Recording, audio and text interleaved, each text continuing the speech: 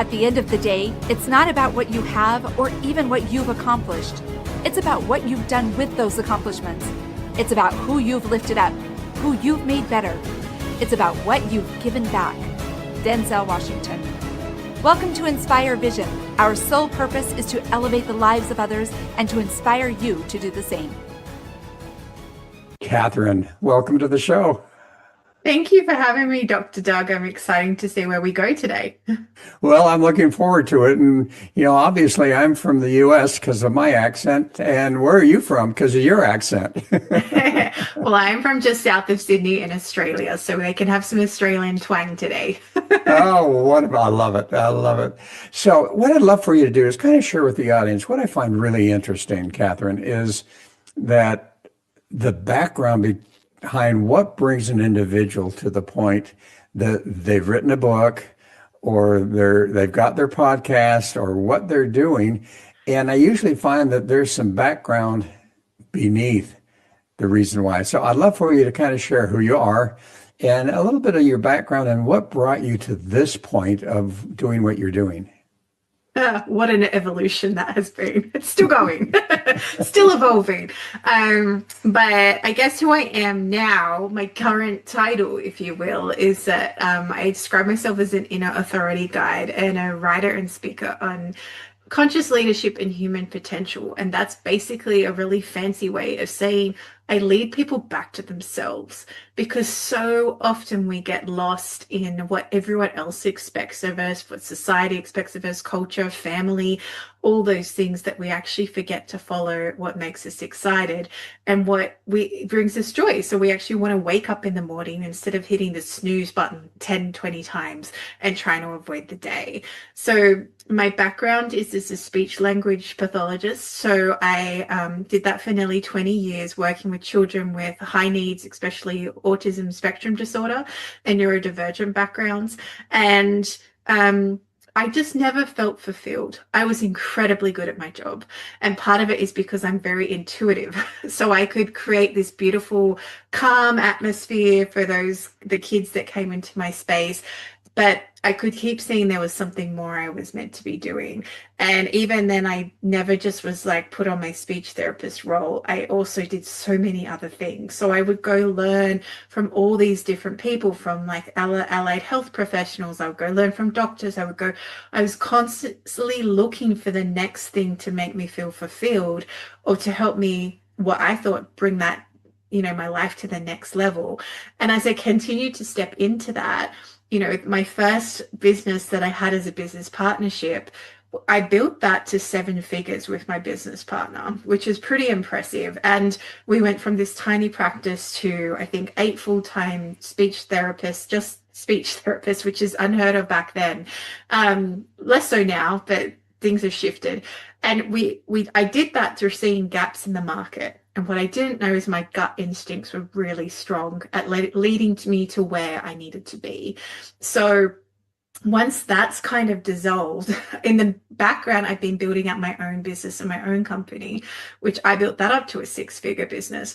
The problem was I made it all revolve around me. So I was constantly on call. Like anything went wrong, everyone called me. I never got to have holidays because if I went away, everyone would still call me with all their problems, and I had to answer the phone because there was no one else to call. So you can only stress your nervous system for that long before you end up in burnout, adrenal fatigue, chronic stress. I say I worked 24/7 because I had such bad insomnia. I would wake up in the middle of the night and just go send all my delayed emails, on my to-do list to get those done. And there was just this really deep yearning that there was something missing in my life. And my husband was actually urging me to sell the company. He's like, is it not making you happy? But I couldn't see another way out. And I was working with my naturopath at the time, and he said to me, if you could do anything in the world, what would it be? And the unfiltered answers were like, I would write.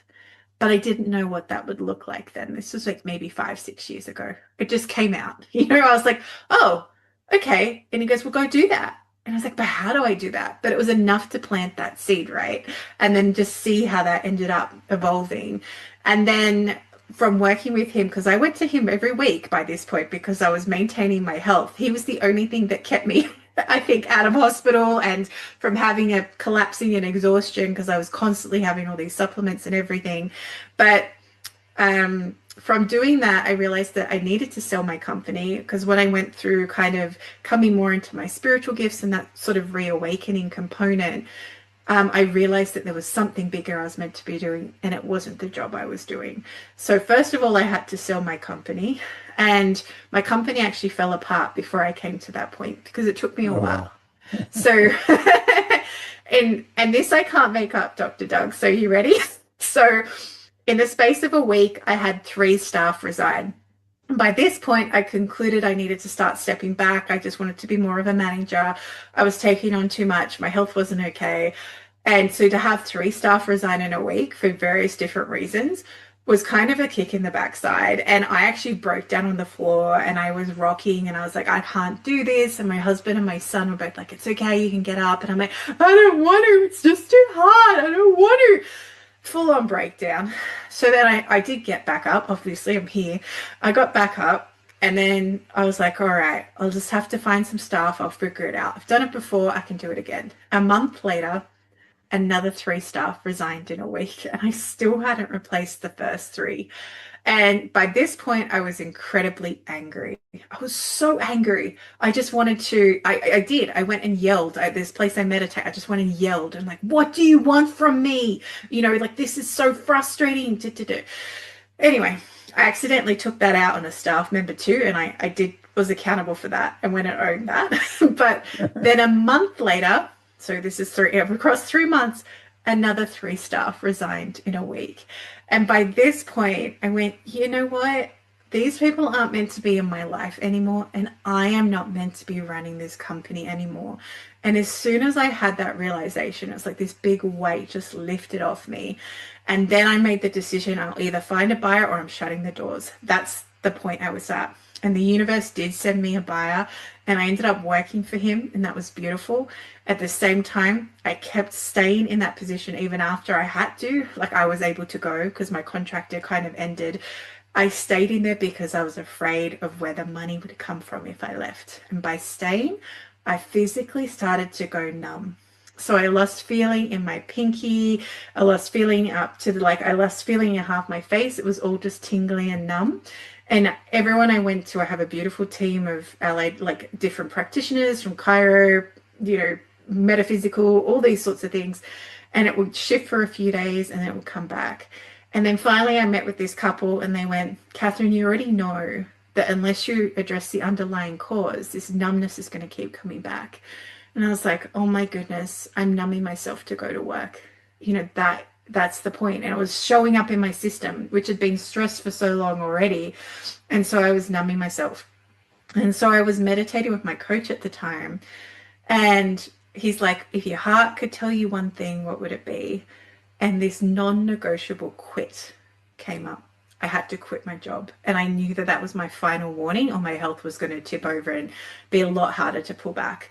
And so I did. I had no plan. And my husband had to go back to work. So I'm like, I'm done. You need to go back. He was stay-at-home dad. I'm like, you need to go back to work. I'm going to be stay-at-home mum. And the first day I was stay-at-home mum, all of my symptoms disappeared. Every single one. And then that was when I really had time to start unpacking what did I truly want. In the meantime, you know, I started my podcast because I knew I wanted to get over my fear of speaking my truth. That was the thing. I was like, I need to show up. I need to share all these gifts I've got. And I also want to learn from other people. So that's why I started my podcast, which then evolved into a massive connection network, which I never imagined. And sometimes I still get guests in front of me and I go, wow, I can't believe I'm interviewing this author of this book that I love, you know, or however it shows up like that. But through that too, you know, I started to write. So I started to write. I had this dream of my book that I wrote and just published. And I had this dream and I just was like, I need to turn this into a book. So for 15 minutes a day, I just created this commitment practice to myself where I just wrote. And I just, no matter what, and it got to such a good habit that if I went to bed and had forgotten to write my 15 minutes that day, I would wake up and need to write. And it was through all of that that I became who I am, and I share this with people, and I support people, especially women, to say that they can have it all. Like, my favorite expression is, you can't have the cake and eat it too. And I said, but why not? Why can't you have the cake and eat it too and have everything that you want in your life? We are so limited and conditioned. And that's how I came to where I am today. Well, and I love that, and that story, and thank you for sharing that. I mean, there's a lot of personal stuff in there, but, I think one of the reasons I was so interested in having you on the podcast is something that you said, that we need to come home to ourselves. And actually, just a few months ago, I was thinking, I've got to do something more. I had interviewed someone and they were talking about, what kind of legacy are you leaving and so on and so forth. And, I love the podcast. I'm retired. But then I thought, I've got to do something more. And it hit me and it's such a correlation with what you just have said and what you're doing, because I ended up starting a whole thing that I'm just trying to develop right now called Dr. Doug Reflects, A Quiet Return. And the whole point is that, so often we just focus on changing. And when really it just means, and as you said, you sit back, you may meditate, and all of a sudden just quietly come back to who you are. So what you're talking about there, I think, is so fantastic. And what I find interesting is, what is it that causes us to go in a certain direction? For you ended up building this incredible business, a couple of businesses and so forth. What was the motivation behind that? And ultimately, as you've done this whole self-introspection, what was it that was missing? What were the values? What were the motivators? What were they that ultimately you realized that brought you to doing what you're doing now? I feel like a big piece of that puzzle was actually believing in my own self-worth. So it was truly, oh, if I can build my own business, and it will, like, I'll look successful on paper to other people. And if and even I was married before my husband now, and so many people would say to me, you have the perfect life, when inside I was numb and not okay. I was so depressed. I cry in the shower every morning, but this is what, on the outside, it was that constant need of that status. And it's like, oh, because we're taught success is the material checklist, right? Oh yeah, we've got the house, we've got the cars, we've got the 2.5 kids, we've got the animals, we've got the business, we have our holidays. But what's exciting about that? Like, once you achieve all that, what's the feeling that's left? And I feel that that's what a lot of people miss. So for me, my feeling of success is actually being at peace. It's being in that stillness, like you said, meditating the calm. But I don't have to meditate to do that. I can just sit there and find the gratitude in my life in the moment. And that is enough to bring me that peace. And Exactly. yeah. And Yeah. yeah, Go ahead. sorry. Go ahead. I was going to say, and sometimes when it's so aligned, you just have those beautiful tears of alignment and gratitude, where you realize, wow, everything that I've worked for, or everything I was trying to pull together, is truly working out. And you just get these tears appear, and they are just your soul almost leaking through, saying, yes, this is what it's meant to feel like. Well, and again, as I listen to different podcasts or, on social media and watching some things, every once in a while, someone says a word or a sentence that really hits me. And just the other day, someone was talking about how people, it was more of a religious one, and they were talking about how people in their faith tend to pretend. And he talked about how their studies have shown that creates such stress. And what that reminded me of is, here you are, you're talking about really pretending to be someone that you genuinely, truly were not. And the result of that was stress and health issues and all of that. And I think it's so important for us all. I've experienced it too. I think it's so important for us all to realize that if we're experiencing poor health, and we can't figure out why, we really need to look at what life are we living, and is that really mine? Or is that someone else's that has taught me that this is how I have to live? Yeah. And also to have the courage to inquire and then take the steps to step out of it. It wasn't easy. Like I say, my first marriage breakdown, it was okay to a point, but at the same time, I still had to have the courage to blow up my life essentially, because I had to sort out, I didn't even know if I'd have a house at the end of it or a business or whatever, but I had to do it, and I knew I had to do it to honor myself.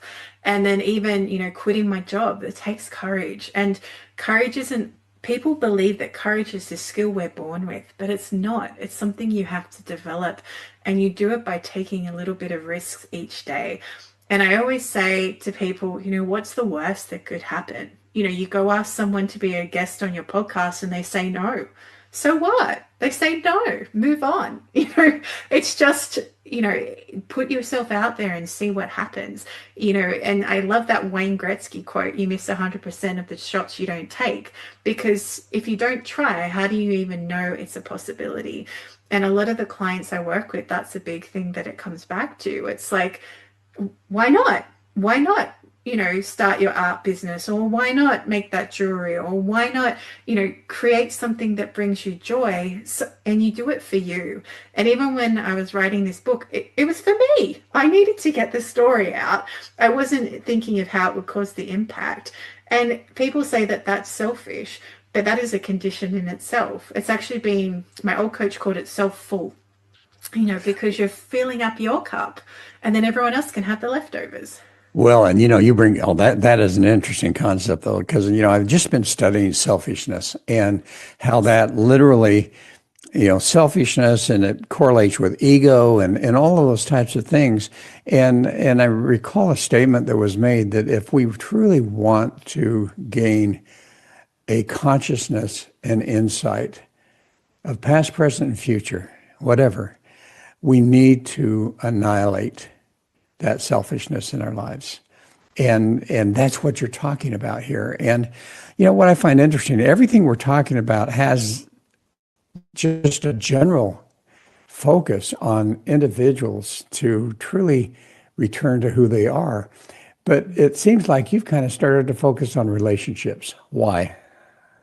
Because the universe sent them to me, Dr. Doug.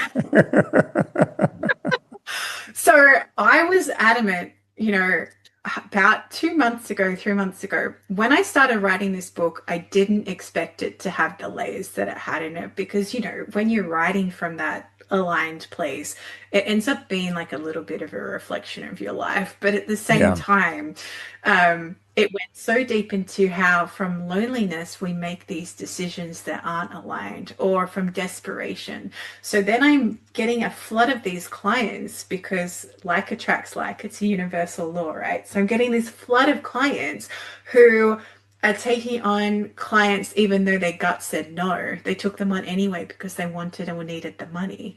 I was like, but they're always the most disastrous. And I know this from building businesses, right? You don't say no to those clients. If you get that gut feeling that they're going to be trouble, they probably are going to be trouble, right? But then all these people, especially men, started to call me, going, hey, is my marriage okay? Because I do have like psychic gifts where I can, intuitively tune into different situations. But the biggest thing that kept coming up is like, have you had a conversation? Have you actually expressed what you desire, what you choose to have, and have they as well? And so often we forget to have those conversations where because so often, especially in relationships, we don't enter them with an image of the end, right? We don't on our wedding day imagine getting divorced in 5 years. That's not what happens. We create this beautiful dream and vision of how our life will look. And what I found is a lot of people get stuck in the old dream and don't adapt, because life changes, or your goals change, or your values shift a little bit because you've grown as a person. Or they get stuck in this false reality that they create. So it's like they've created this whole story in their head about what their partner feels or thinks without even having a conversation with them. So this is how it came in. Yeah. Oh, wow. Fascinating. And you talk about loneliness. I did a whole podcast with someone talking about the concept of loneliness versus solitude, and how there's such a difference. If we are alone in solitude, where we're able to just consider and be curious and just be who we are, versus that sense of loneliness where we want something and we're lonely because we're not finding it. Talk a little bit about loneliness and how that's affecting relationships. And how does that come about in a relationship? Often there's two parts kind of it because sometimes it's easier. So if you feel lonely, you can feel lonely and be surrounded by people because people can't actually see who you really are. And I guess the flip side of that is instead of facing ourselves and having a good look in the mirror, we distract ourselves and run away. And that's often what loneliness can bring to the surface are those insecurities and those vulnerabilities. Because instead of looking in the mirror and embracing the darkness, for me, I had to do a lot of work on my self saboteur. She shows up. She likes to throw in the towel just before I'm done with something. So we had to have a conversation and she's in the back seat now. She's not allowed to drive anymore. And for me, like even self-worth, like I had to really come down to actually, I believe I am worthy whether you accept me or not. But it came through those moments of loneliness where I'm like, why can't I find people I connect with? Or why can't I find my soul tribe? Or why can't I find the right person? My husband now, we weren't looking for each other. We just found each other because we were in good spaces where we were truly honoring ourselves in that moment. And that is a stronger foundation for a relationship than when I married my ex, which was we were young and dumb, I like to say. But, Yeah. you just don't know any better. Um, but so often people loneliness scares people because it means they have to face themselves. So they'll use distractions to get them out of that. Or they think that they have to live to other people's expectations of what their life should look like. So instead of being okay, being single, your mum might be there nagging you saying, oh, you're 30 now, you should be married and having kids. Or, it might be, oh, she's like really old, so she's not going to find a partner. Where actually you're quite happy being alone, like you said, in solitude. You were enjoying your life, you're loving it. But then all of a sudden, this loneliness feeling kind of comes up because you feel like you're letting other people down, or you feel like you're not meeting your potential. And then people use technology to distract them too. It's so often I go out now and you'll go to a restaurant to have dinner and people are there like with the family or with a partner or significant other and they're both on their phones instead of having a conversation with each other. Instead of facing and having those difficult conversations, they're choosing almost to be alone by being in their phone, even though we're there with other people. So this weird shift I'm kind of seeing in technology where it's become an avoidant behavior. So a lot of people use that to avoid the loneliness in the first place. Well, and emotional safety. You talk a little bit about emotional safety and what is it, and kind of describe that, and how do people fall into that trap of being safe emotionally, and then what does that do to their overall experience of life? Our ego, if you will, wants to keep us safe. It just has this program, it wants to keep us safe. So when we start to step outside our comfort zone, all the voices start to rear up. And I always say, from going through that sleep deprived mum stage, don't make decisions when you've worked on like 2-3 hours of broken sleep. That is not going to help your emotional state, because that is when that voice in your head rears its voice. It's like, oh, she's tired now, let's get our hooks in and keep her where she is, like keep her safe. It's not a bad thing, but at the same time, if you always stay the same and you always choose the comfortable and easy route and it feels more emotionally stable, you're never going to grow. And our soul is here to expand and grow and learn. And like you said, when you were questioning the legacy, right? What legacy am I leaving? What am I actually choosing? Because you're yearning for something bigger, because we're meant to be connected with others, where like we have a natural social instinct. But at the same time, if you're choosing to stay in that emotional safety zone, a little bit of stress is okay. The stress I went through is not okay, but a little bit of stress is okay because It's just extending you that little bit further and allowing you to step and grow. And the reason it feels uncomfortable is because it's new. We don't know what to expect on the other side, and so instead of letting your emotions always dictate the way, you kind of have to have a pause and check in. So I always say to my clients and people I talk to, like, what does your heart want? Then check in with your gut, see if it feels safe, and if not, just take a little step, just see what that feels like, try that on, and then another little step and another little step. And then we check in with our head, because our head will try and override that because it just wants to stay the same. And this is why NLP and practices like that are so important to have, because sometimes we do need to counteract those voices in our head and just find a way to acknowledge them so they don't end up keeping us small and keeping us in this little emotional safety net, because we're not able to experience the wealth of emotions that this life can then delve up to us. Well, and it comes to my mind, as we talk about all of this, you obviously have people that are reaching out to you and so forth. But I also notice that many people, and I've experienced this in my own life personally, but oftentimes we just are going through life and something doesn't feel right, but we cannot figure it out, and hence the stress and that type of thing. What do you find would be the initial, if someone is just feeling not comfortable with their life, what is the first thing that they really need to focus on? Number one, is it just get rid of the fear of focusing? Become aware that, hey, you know what, this is not what I want. And then gaining some clarity.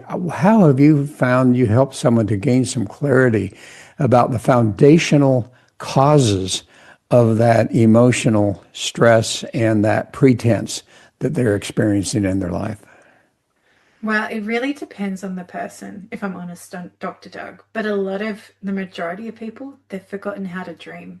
They've forgotten how to allow themselves to be in a situation other than where they are. And sometimes, we have to tap into that childlike wonder and awe and go, okay, if I could have anything in the world, what would that look like? Or if I could do anything in the world, what would that look like? And it's amazing how quickly that comes. But sometimes people can't, because their nervous system is so shut down and they're in that fight, flight, freeze situation. They can't allow themselves even to imagine. So often then we have to unpack and stabilize the nervous system to a point that they can then step back into imagining something. And sometimes the idea of like a 10-year plan, that is overwhelming the system as it is. So let's step it back to make it comfortable. Like I was saying before, those little steps. Okay, what if in a month's time you could change something? What would that feel like? Or in 3 months' time, or in 6 months' time, what would that look like? And then we can start to pull it out from there. And sometimes that can be a beautiful way to do that. But sometimes people just need a dose of reality. I know that sounds really weird, but sometimes people just need tough love. They need, Yeah, well, right? And they need it just reflected back to them. And I'm like, okay, you've just said to me you're ready to leave your marriage because of X, Y, and Z, but you're telling me that you're still hoping for a change. How long has that been? Oh, 20 years. Do you think it's going to change? No. So why are you hoping for one? And then it's like, oh my goodness, why am I hoping for a change? And it's not always me encouraging them to step out of their relationship, but sometimes that's what you have to do as well. It just depends what yeah. it is. Well, and interestingly enough, as I've talked to a number of different coaches about relationships, one of the interesting things I've found, and you kind of brought this to mind, is that when an individual is ready to leave, and you can sit with them and say, you know what, let's work on you.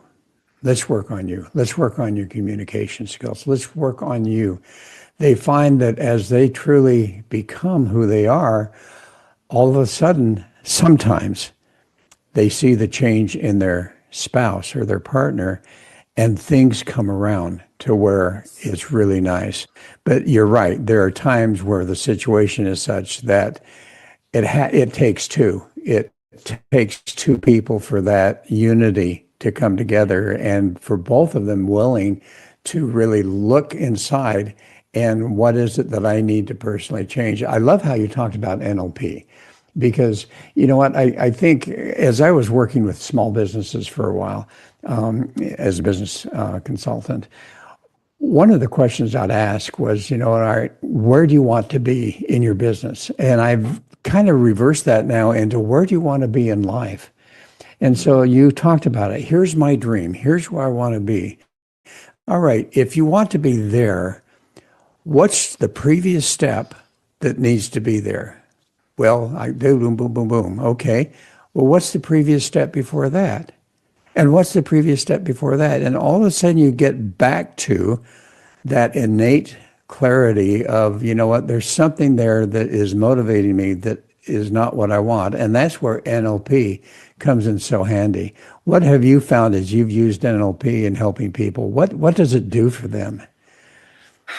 Sometimes it's about, because in the metaphysical world, our thoughts project and pull into our field what we're thinking. And a lot of people don't realize this, right? Like, just thinking that all the time is creating that reality around you. And often our outside world is a reflection of our inside world. So if you start to catch those thoughts, then it can be a really powerful way to start to change that inside world. Or even being curious, why am I thinking that? I have actually done that for myself and start to go, okay, well, why does that need to be? Why is that the program? Where does that come from? Let me start to shift that. I even use something even simpler and I just go cancel, cancel, cancel. When it's a thought I don't want to think about, I cancel it out. I'm like, no, not having that. And that's enough to shift it. But I've done a lot of work to get to that point, but if it comes back again, then I'm like, oh, okay, there's something deeper we have to go. So a lot of time with clients, I use something called theta healing, where we will go in and reprogram beliefs. And we do that through NLP programming at the same time. But it's all about, okay, well, here's your belief. What would you like it to be instead? Oh, we can change it. It's like, yeah, you can change anything. We're the master creators of our universe, right? Like we can create everything that we want to. And sometimes we forget we have this power. And we truly do. We forget that everything around us is our creation. We're creating it. So when it comes back to working with clients, it's like, okay, well, how can we shift that? Where is it? So sometimes I have to go deeper and we might do some inner child work. But a lot of the time it's about, all right, here's the thought process that you're having. What can we do to counteract that? And what can we do to create a balance so that your nervous system isn't defaulting to the old negative programming all the time, all those thoughts that you're having about yourself? And the beauty is when I work with clients is I just trust wherever I'm led. I trust, like, okay, well, we need to unpack this. This is deeper than just some NLP work. We have to go back to the root cause. Or sometimes it's like, oh, let's just reprogram that. And they're like, what? I'm like, yeah, let's just do it. Let's throw in some tapping. Let's go for it. Let's see what that looks like on the other side. And, a lot of the time too, gratitude practice, don't underestimate the power of gratitude. Like, it's so amazing how that can bring people back to themselves as well, especially when they're in that state where they feel like nothing's going right in their life. It's like, all right, well, let's start to contrast that. What can we be thankful for right now? And where in our life can we have forgiveness as well for ourselves? Because often we are our own worst critic, right? And we are the one that pulls ourselves down more than those around us. So one of the things that has always fascinated me, and when I had my dental practice, people would come in, and this was just kind of a side of what I did working on teeth. They'd come in, I've got headaches, I've got major, issues here. And I said, so what do you think the problem is? And they'd say, well, I have TMJ. And I'm going, no, you have two, one here and one here, temporomandibular joint. Now, what's your problem? Well, I have headaches, and okay, so let's get to the root cause. And what I find is so often, we talk about reality versus perception. And particularly as a child, their perception is what creates their beliefs.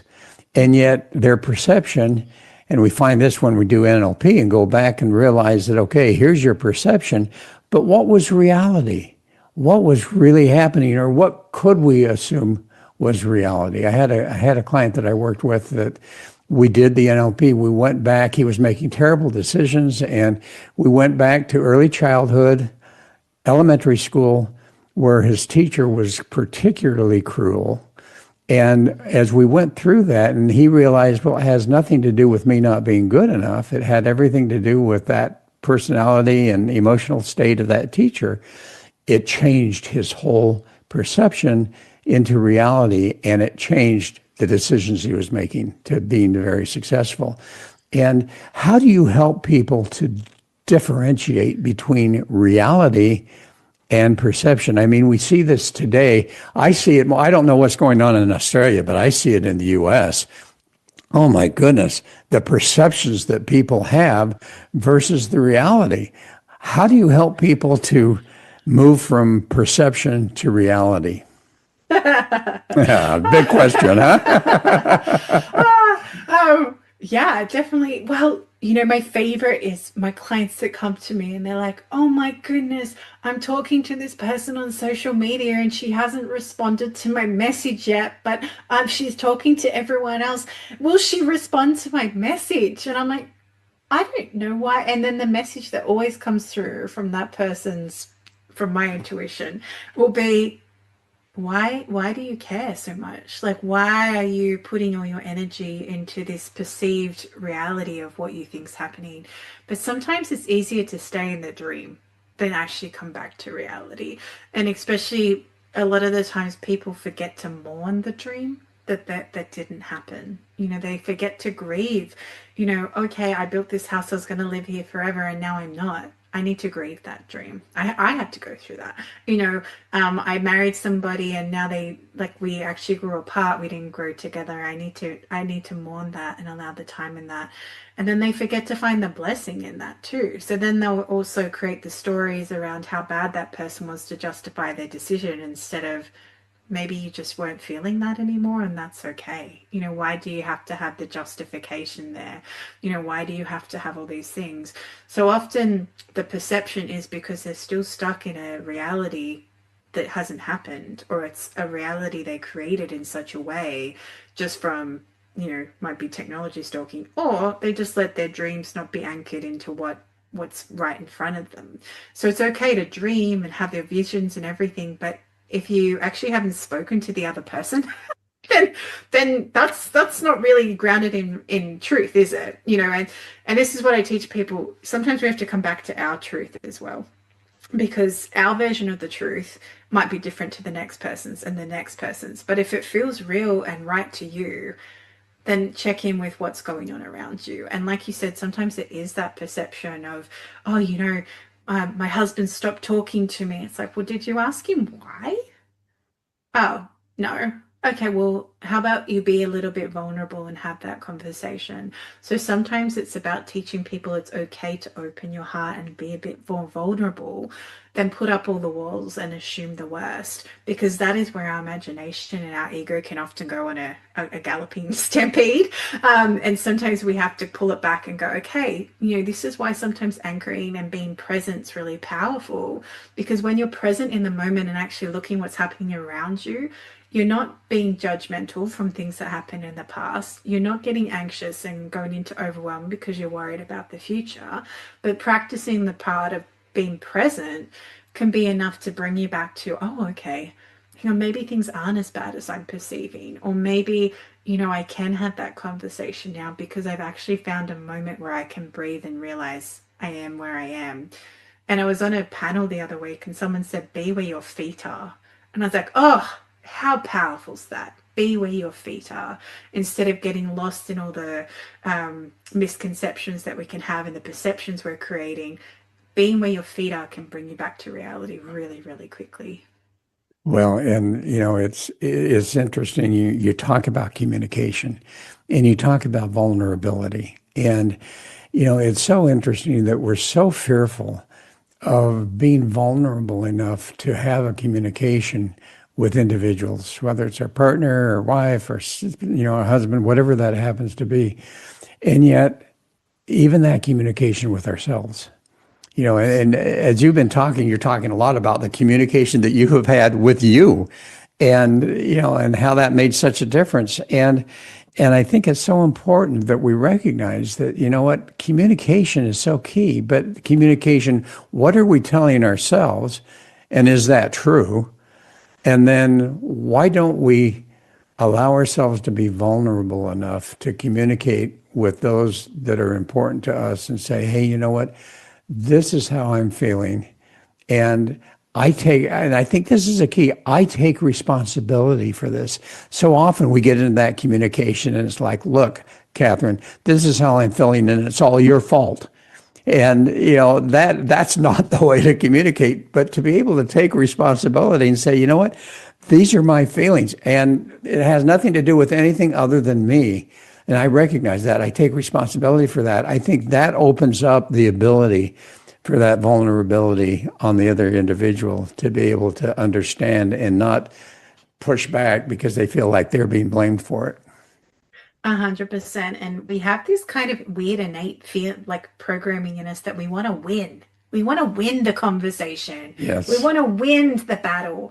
But why not have a win-win-win? Why can't everybody win? And I love what you said, Dr. Doug, about being accountable for your own emotions and saying, yeah, this is how I feel. When this happened, I felt this way because of X, Y, and Z without using the word you. And I learned this very early on. When you use the word you did this, you trigger the crap out of the other person. That's right. They're already like, I did what? And their defenses are up, right? You've already shut down their ability to actively listen to you because you went into the blaming kind of role. So this is where, exactly like you said, taking that radical responsibility for your emotions and for you, because in the end, the only thing we can control is ourselves. We can't control other people. It's really about coming back to what can I do for me and what can I do to work on me to create a new reality around me. Well, and I love that. I think that's kind of the final message that I would take for this podcast and for the audience today. So, how do people find you? And do you work internationally or strictly in Australia? And how do people find your book? Yeah, thank you, Dr. Doug. No, most of my clients are weirdly in America. So definitely work I wonder internationally. why. You can hang out, go to my website if you like, which is willowhealing.org, or you can come find me on Instagram. I do hang out there a bit, which is my handle's willowhealingsh. And my book you can get through my website. If you'd like a signed copy, go through there. Otherwise, it's on Amazon, your favorite ebook reader, and all those fun places. So and soon hopefully in more bookstores, because that is my current goal at the moment. So Wonderful. Well, yeah. Catherine, thank you so much. This has been a wonderful conversation. I think we could go on for hours, but obviously we're not going to. So thank you so much. I appreciate you being on the show. And more importantly, I appreciate that you're making a difference in other people's lives. I think that becomes the key. Thank you, Dr. Doug, and thank you for allowing me in your space. I truly appreciate the conversation too. All Thank right. you. Thanks so much. Take care.